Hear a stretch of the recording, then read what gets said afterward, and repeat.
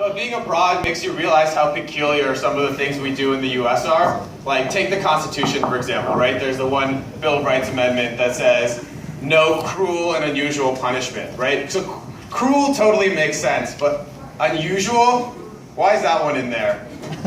Like, it probably couldn't be like a preventative measure. There had to be some judge way back when that was getting a little weird with his punishments. Like, for the murder of George Washington, you've been sentenced to pee on my face every day for a year. But with a chance of getting out on tickle torture for good behavior. But then the other weird thing we have in America is our measurement system, right? It sounds like it was invented by like a drunk guy and a high dude like working together having a conversation. It's like, yo dude, how big was it? As big as my foot, dude. And then he's like, but then like how far did you have to run to get away from it? Remember when I was talking about my foot? Yeah? Like 5,280 of those. But then the last thing is the way that we write our dates backwards from everyone else. It creates a whole lot of confusion. One time I was at the store and I was buying some beer, so I had to show the guy my ID. And my birthday is on June 15th, so like 6/15. So I hand him my ID and he takes 2 seconds to look at it and he goes, 15? That's not a month? As if I just hand him like the world's worst fake ID ever. But how many of you guys out here use Tinder? Who uses Tinder? Loneliness and desperation. No, but every now and then I'll be swiping through Tinder, and for some reason I'll get like a dude up in my stream, and I feel like Tinder's trying to send me a message. They're like, hey man, you haven't gotten matched up in a while. Are you sure you don't want to give it a try? But the other thing, well actually it's not even related to that, but gay bars, right? Do you guys think that gay bars start out as gay bars? Or do gay people just start showing up and people are like, let's go with it?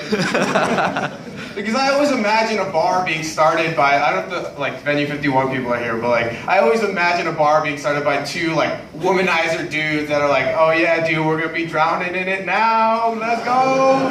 Like, take them back to the VIP parking garage.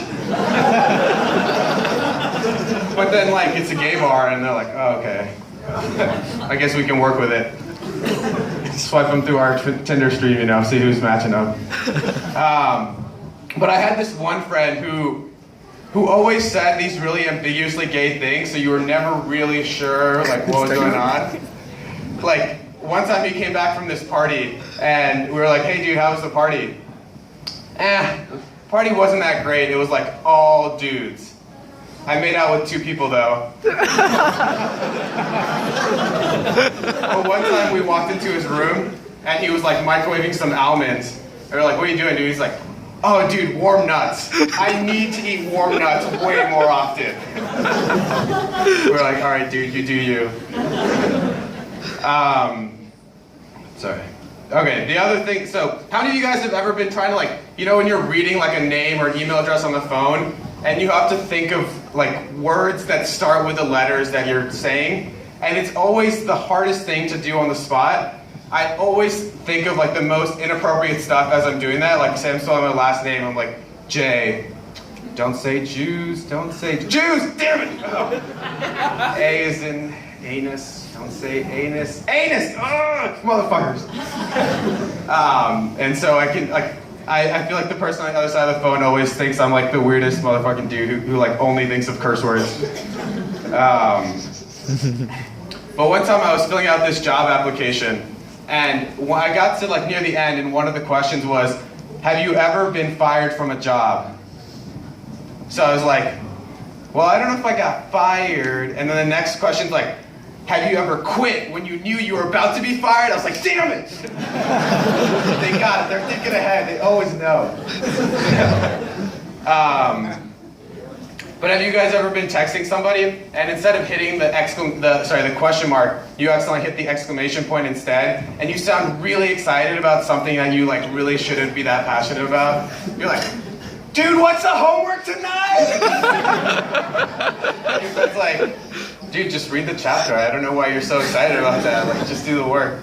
But that's all I got. Thanks, guys. Appreciate it.